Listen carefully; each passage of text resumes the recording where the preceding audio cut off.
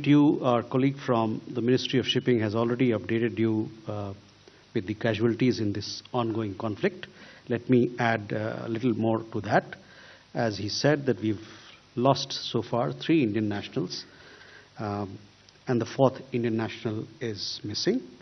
All these 4 nationals were part of crew on board merchant ships plying in the area.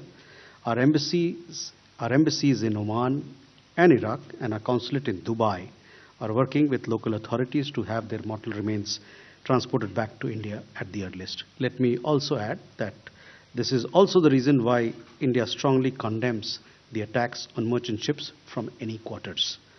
The latest casualty of an Indian national happened on board ship Safe Sea Vishnu, which is a Marshall Island flag vessel. This happened close to Iraq. There were overall 28 crew members, of which 16 were Indian nationals, but we lost 1. So 15 Indian nationals have been rescued and they have been taken to Basra. Our embassy in Baghdad is in touch with them and is offering all assistance. The 1 Indian national who passed away, we convey our deepest condolences, and we'll see how best we can have the mortal remains transported from there to India. As far as people who are injured, over 24 Indian nationals have been injured in this conflict so far. Several of them have recuperated and returned home after being in the hospital for treatment. Our embassy across the GCC region has been in touch with these people. Few of them continue to remain in hospital, and 1 or 2 of them are serious as well. Just to update you that the 2 fatalities that we've had earlier was all the fatalities that we have so far have happened on board merchant ships. I just gave you the details about Safe Sea Vishnu.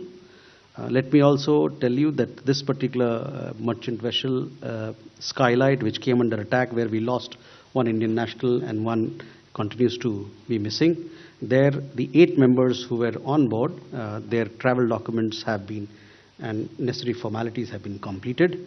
And the embassy in Muscat is in touch with the company so that other requirements can be fulfilled and they can come back home. So that arrangement is in process. The other ship which came under attack was MD Vyom. There we lost 1 Indian national, and 16 of them, there were 17 in total Indian nationals, 16 of them have since they have returned back home. So that was an update from our side. My colleague would like to add. The number of Indian flagged vessels operating in the Persian Gulf region remains unchanged. The number was 28 yesterday. It remains 28 today. Of these 28, 24 are located on the west of the Strait of Hormuz, which has 677 Indian seafarers, and 4 vessels are on the east of the strait with 101 Indian seafarers on board. All Indian vessels and crew thereon are being actively monitored for their safety and security. Authorities, ship managers, and recruitment agencies are closely coordinating with the Indian embassies and local authorities to ensure safety and render medical assistance. This continues even today. Advisories issued on precautionary measures to safeguard Indian seafarers, Indian flagged vessels, and maritime trade operations issued by DG Shipping on 28th February 2026 remain in force. Major ports have been advised to coordinate with agencies like Customs and DGFT to consider relief in port charges and submit daily action taken reports to the ministry to ensure seamless logistics support during this period of crisis. Government has taken coordinated measures across infrastructure, financial facilitation, energy security monitoring, and vessel safety operations.